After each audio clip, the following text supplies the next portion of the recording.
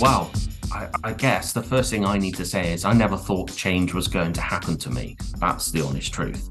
And if I were to take you through what happened, perhaps it could put a bit of context into where I am now, and I guess the experiences I've had from that, and what I'm trying to help others with, if that's any good to you.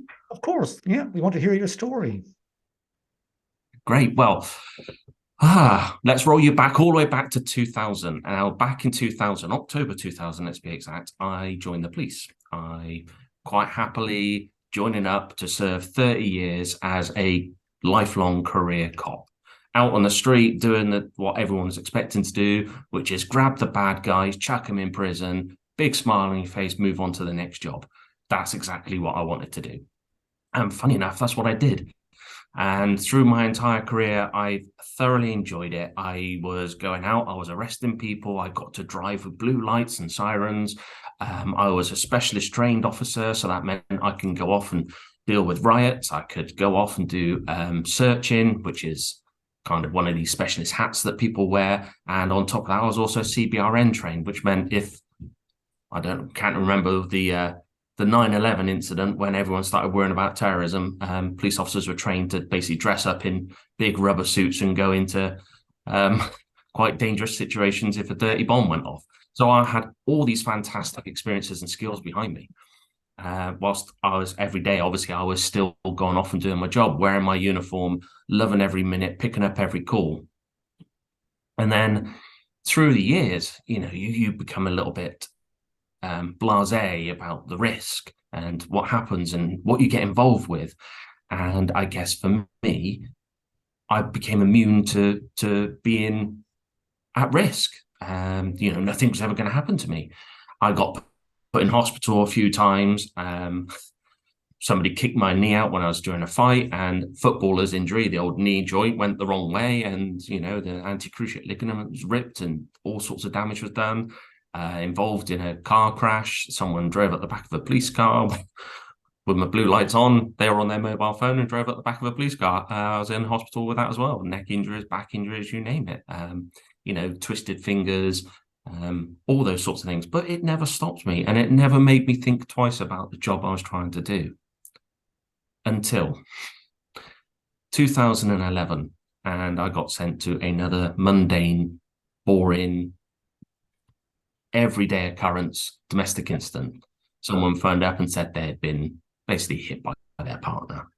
So blue lights and sirens go on, 3 o'clock in the morning, driving across town, normal, everyday experience, not too worried about what was happening. However, arriving, things were normal, knocked on the door. The woman answers the door. She just turns her back and runs upstairs. And all I hear is noise, screaming, shouting going on in the living room. So I wander into the living room and, just trying to work out what's going on. And these two lads are sat on a sofa. And I'm desperately trying to work out, trying to speak to somebody and trying to get some engagement, trying to get someone to tell me what's gone on. No one's really talking to me.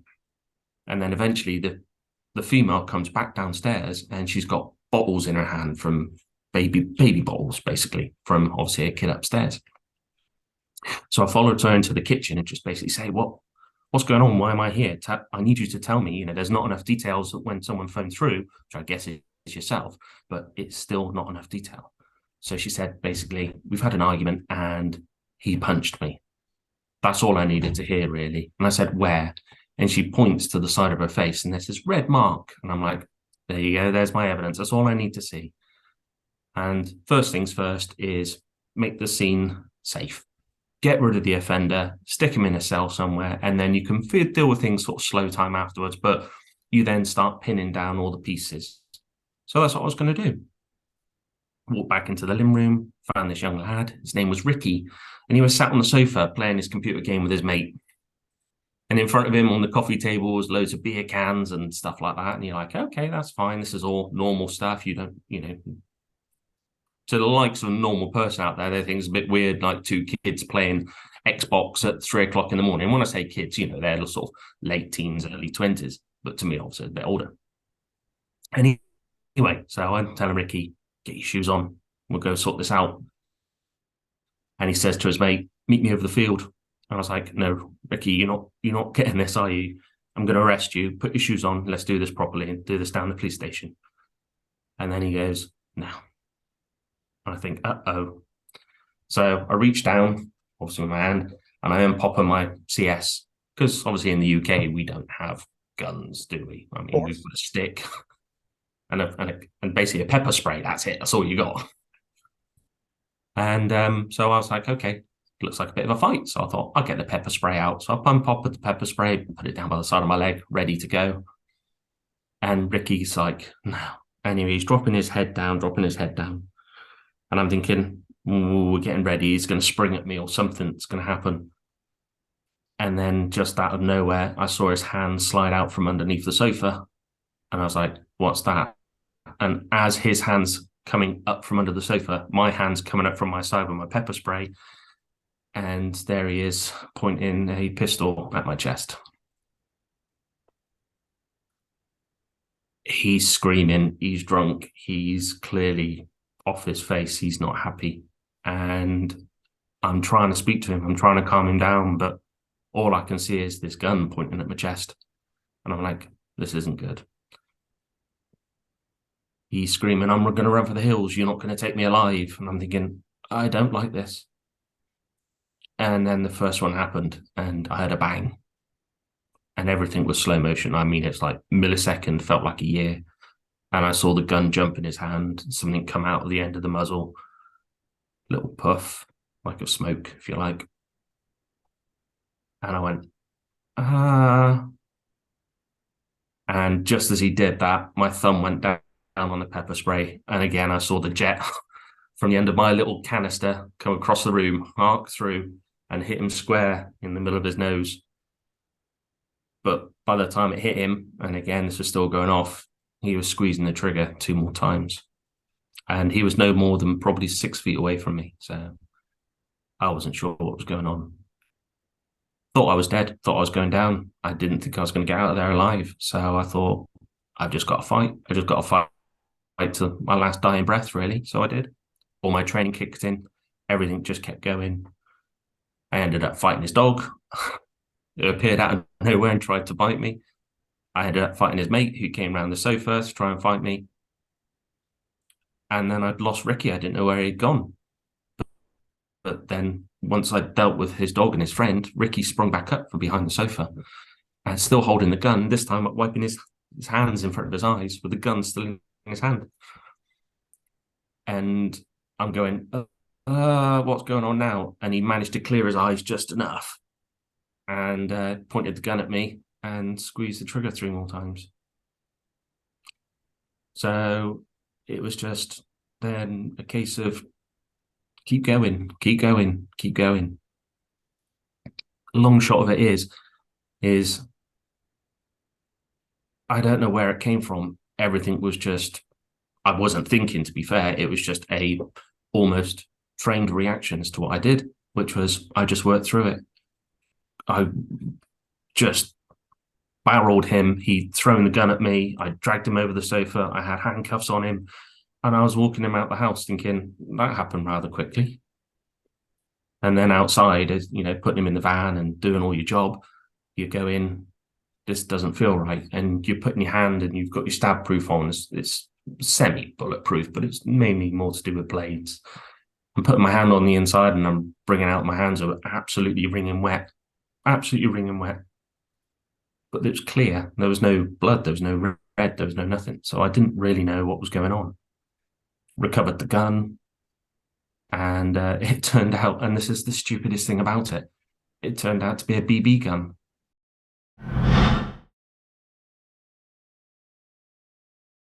Looked absolutely identical. Made the same noise. Everything was going wrong. But Ricky was in the back of my van, and we were going off to custody to book him in. After that, he got charged. He went to prison. Yeah, that was quite an interesting bit. But the funny thing was from that, I carried on. It was just a normal job. I carried on, just turning up for work every day, smiling with my uniform, still doing my job, still going off and doing, the domestics, the shoplifters, the fights, the car collisions, you name it, people dying. I was still going off and doing all of that and not thinking twice about what had happened. I got sent off to London for a bravery award for what I did, which was great. But to be fair, it wasn't. It didn't feel right. Something had changed within me. And then about 4 years, so in 2015, I managed to avoid this particular area of Swindon for 4 years. And then I got sent back to deal with one job. And funnily enough, it was about 3 doors down from where all this had happened with Ricky. And then my whole world imploded. Although things were starting to slide south before, when I turned up at that address, just everything stopped for me. And then over the next 4 years, it was just, trying to recover and trying to work out what had gone wrong. This is a fantastic story. So for the benefit of our audience, the principle of law in the UK and Ireland is English common law, and people are innocent until they're proven guilty. That's one thing I want to bring to the audience's attention here today, whereas the European model is you're guilty until you're proven innocent. Also, police forces in Ireland and in the UK, aside from the Police Service of Northern Ireland, the police officers generally are unarmed. In the PSNI, I think they're armed at all times because of the history of terrorism up there, and it's there for their own protection also. So you were left with a daunting task, and also with police officers in uniform, as you say, you have minimal enough protection around you. You have your anti-stab vest, you have pepper spray or CS spray, and you also have your baton. So you have, I suppose, minimal protection in the case of somebody pointing a gun at you. You've got to be able to think on your feet and react very quickly. So this is a great, great story to tell. So also, we compare European police forces and police forces in the United States and Canada, for example. They're all heavily armed with pistols and much more weaponry than a UK or Irish police officer has. So this is a great story to tell. Thanks, John. But it didn't just end there. That was the problem. So, from 2015, I then had to work out what was going on. And for me, I didn't know what it was. Things had changed, and this was the start of my change journey, if you like. I just wasn't able to do the job anymore. I think that's what it came down to. But it took 4 years of trying to work through that and work this out. And I was diagnosed with PTSD because of the compound effect. There was lots of other things going on in the background. All the jobs that had been sent to sort of prior and after this incident started to affect me quite seriously. And they were all combined. They all came together. And it all culminated in 2019 when I just couldn't do the job anymore. I was medically retired from the police and I had lost my career. I lost my identity. I lost my income. And because of that, I lost my partner. My wife walked off. She couldn't cope with me anymore. I started drinking. I had like depression and anxiety and issues, and I was just not being able to cope at all. I ended up losing my house, my job, everything. I was literally wiped out. I had nothing left. And that was 2019. And I was like, I just don't know what to do. And I had an option, which is sit in, wallow in self-pity and carry on doing what I'm doing and basically live a life that isn't worth living, or get off my backside and do something. And as hard as it was for me trying to deal with the PTSD and everything else behind it, I managed to do that. And I retrained. I went into project management, and I've had some fantastic projects to run. I mean, I was on UK CTAP, which is the United Kingdom's COVID Therapeutics Advisory Panel. I've never been in medical at all, but because of my project management background, I was involved in all sorts of drugs going through a system that we had designed. And I was project managing all those drugs, all the different names, going through trials and going through testing, going through discussions, going through panels, and then being sent off to trials. And it was fantastic. I've done other things like bringing in information technology systems. 365 integrations. I've had the opportunity to bring in a brand new system for the MOD, which was fantastic. And I love that. I thought that was brilliant. It's just grown on me, and it's taught me that even though I'd left the police and my career was over, and I thought my life was as well, everything that I knew before in the police force worked perfectly well in project management, and it allowed me to make that change really easily. But the fear of me doing that was immense. I didn't think I could cope with it, but I did, and it's pretty much brought me up to present day. Um, Over the last few years, of course, this PTSD thing hasn't gone away. It's still there. And lots of people have asked if they can help. And I think for me now is that I've had 3, 4 rounds of different therapies, and all of them have failed and actually made my PTSD worse. So now I've had to understand how I can cope in society and in my life with this condition. Now, and this is the bad thing, is I know it's never going to go away, but it's about coping day to day from it. And I've been very fortunate that, through my new career, I've met a new partner who's now my wife. I've managed to buy a new house. It's a fixer-upper. That's all I could afford. But do you know what? It's my home. I'm back on, growing my life and taking it in the right direction now. But during that time as well, I've had to do lots of learning. And one of those learnings is how to deal with mental health, and what I would want it to have happened to me whilst I was going through this incredibly complex and very difficult time of being diagnosed with PTSD. And this is where I sort of developed my own system of what I would like to happen if it happened to me ever again. Yep. But from that, it's been fantastic, because now, as I have this system, and I call it my slap technique, it's been called that because it's supposed to make people go, oh yeah, that's exactly what you want to do. You want to slap some of these people who just can't cope, but it's not true.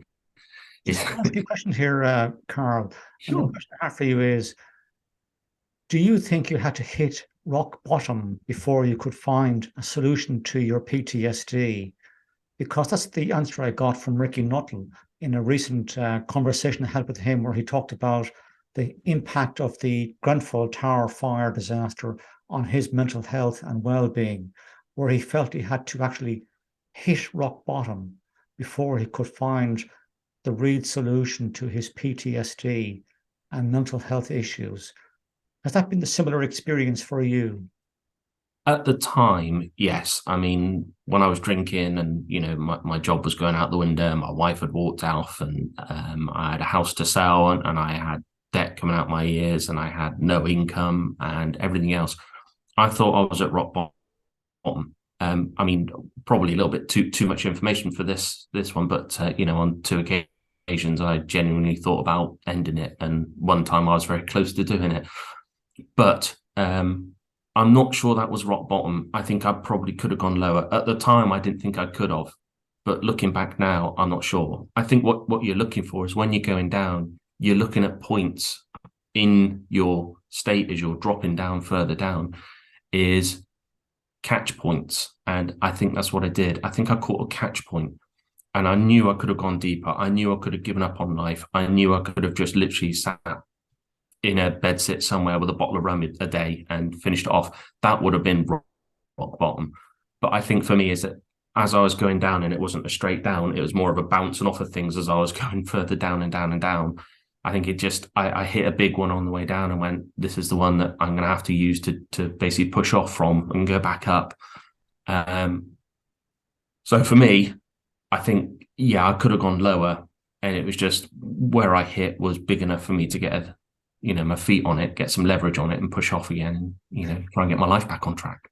My next question for you there, Carl, is, obviously I would say the police, although the day-to-day work can be quite different, it's quite a structured environment, because every constable reports into a sergeant, who in turn reports into an inspector or chief inspector, for example, in the UK model.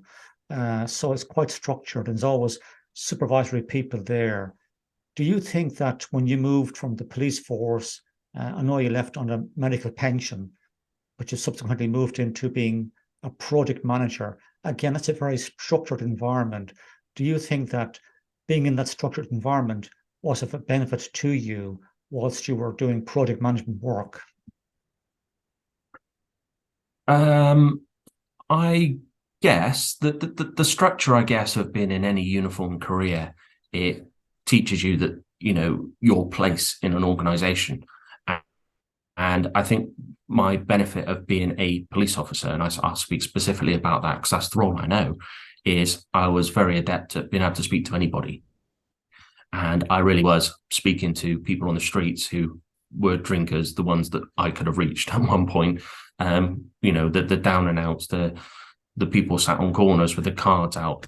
And the very next minute, I could have been in some plush office somewhere speaking to some COO of I don't know, a huge, great big multinational, multi-million conglomerate that needed some advice from a police officer. And it was very much being able to speak to anybody. And I think when I moved into project management, it was what is termed in project terms is stakeholder management, is the ability to understand what people want very quickly, deliver, understand, and then report back. And I think it was that helped me, not necessarily the regimented, almost uniformed ranking structure.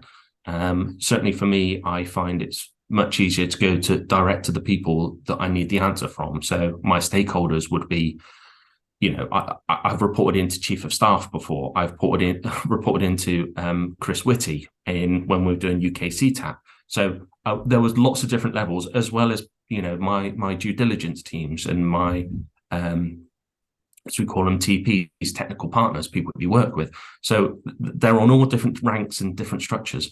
But what I did like in the police force, and again, what I brought across, is the ability to understand, record, and keep it as a governance piece, which is obviously what you do in all your investigations, is what I do in all my projects. So that switch and that change was really helpful. But at the time, I didn't know I could do that. So I think I landed on my feet a little bit there. So the next part of your change is, and I'm probably jumping the gun here a bit, is that you're leaving the world of project management very shortly, and you're going to embark on a career where you want to be a paid professional speaker and coach. How do you feel about moving into a more unstructured environment where you have to think more on your feet and you have to be able to think broadly? You're going to be your own HR manager, you're going to be doing your own video production, you're going to be doing your own website, you're going to have to juggle a lot of, or spin a lot of plates, I suppose you could say. How do you feel about working in that less structured environment? It's been another challenging time. I've had to go through probably the last 2 months to get my head in the right place to understand what I'm going to be engaging with. And quite literally, 1st of April is when Carl Jones training officially kicks off, I guess. And being in full-time employment for the last 20 odd years of my adult life, probably getting closer to 30 now. Well, I'm getting old. It's quite scary, but from everything that I've learned, everything that I've done, I'm really up for the challenge. And it has taken a long time again for me to change that mental ethos that I had. Turn up for work each day, get paid at the end of it, and you go home. Whereas now this is all going to be on me. So yeah, it's been a real scary, yes, but fantastic. And I'm at the moment, I'm loving every minute setting this up and piece by piece as it comes together. You talk about resilience, or I talk about resilience in my talks. What greater resilience do you need when you're starting your own business? How do you look after your mental health? How do you deal with those situations when they come up? Well, using my experiences and now my knowledge, it's actually turned into, from a massive challenge and a point of frustration, I guess, into something more like a pressure that I want to achieve something in life. So yeah, it feels completely different, and I'm really, really excited, to be fair. And obviously you have days during your project management career where life goes well for you, and then there's other days where there are issues that you have to confront, and you might find that your PTSD is starting to trigger again. How do you cope in those situations to get back to an even keel, I suppose you could say? I tend to, I think and this comes back to me being a police officer. Sometimes you just have to get on with it and then worry about all the pieces afterwards. And there have been days when I've had back-to-back meetings and things are going off and things are not good for me. But it's a case of just biting and knowing when all this is done today, I can relax. I can go for a walk. I can go and do something in the house because, again, it's a fixer-upper and it takes my mind off of things. And that's, I think, the understanding of where I am now. Whereas at the time I felt I was just being pinned down. Now I know that it's only a certain amount of pressure and I can get through that, provided it doesn't happen at like 1 minute past 9 in the morning, because then I don't know what will happen. But usually it happens, around lunchtime. So I know I've got a few hours just to try and work out. And most of the time when it does happen, I can either move meetings or change things around. But it is about coping and it's about having your own strategy. And what usually works for somebody like myself in managing a PTSD might not necessarily work for somebody else. But as long as you know the basic core principles of what's happening in your own mind, you then have to work out your own understanding, and then you work out how you cope with that, your own coping strategies. And that's taken me years to do. But I think I'm there now. But yeah, hopefully I answered that bit. Of course, yeah. And one final question here for you, Carl, is I know you're looking forward to the challenge of becoming a paid professional speaker and mental well-being coach. Is there anything you feel apprehensive about in that challenge or in that journey? I think it comes back to that thought process, which is, if I see this as a positive challenge, something that I can bring out of this, that's where the change happens for me. Which is, if I see it as a challenge about finding people to go and speak to them about, my slap technique and what I can deliver, I can help with resilience, well-being in the workplace, those sorts of things, the sales points, if you like. So instead of fretting about that kind of thing, what I've had to do is I've had to flip it over and look at the other side, which is, instead of looking for them, I'm thinking when I find them, I'm able to help them. And it's that bit there's the driver for me to make me want to keep going. And the frustrations about where the business is going to go, yes, I understand that it's going to be hard to find those people, but it's now about raising your horizons, I guess, and looking beyond it rather than looking immediately in front of you about where it is. It's now looking about what I can achieve once I've got past that problem, that blocker, whatever you want to call it. And that's how I like to now rephrase things in my own mind. So yes, there's lots of frustrations immediate time, but what I'm doing is I'm concentrating on the future, about being able to help all these people and organizations. You talk about since COVID has hit, that there's so much things have changed, and there's so many things that people like myself can help organizations and business with. We all know about the retention of staff. There's a huge turnover of staff in pretty much every single business that you can possibly think of, whether it's government organisation, multi-billion pound. I mean, you only got to look at Twitter about what's gone on with their staff retention. But it's about helping and understand. And if I can at least give some advice to some leaders in those organizations about how they can help people, retain them, keep the skills within the organization, save money on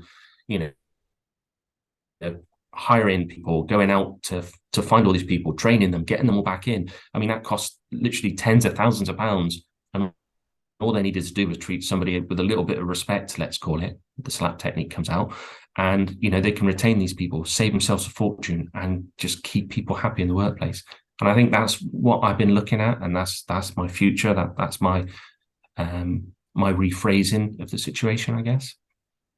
This has been an amazing conversation today, and I have some takeaways on behalf of the audience. And the first takeaway is, we often read in the newspapers or we hear on TV about the tough life that police officers on the front line have.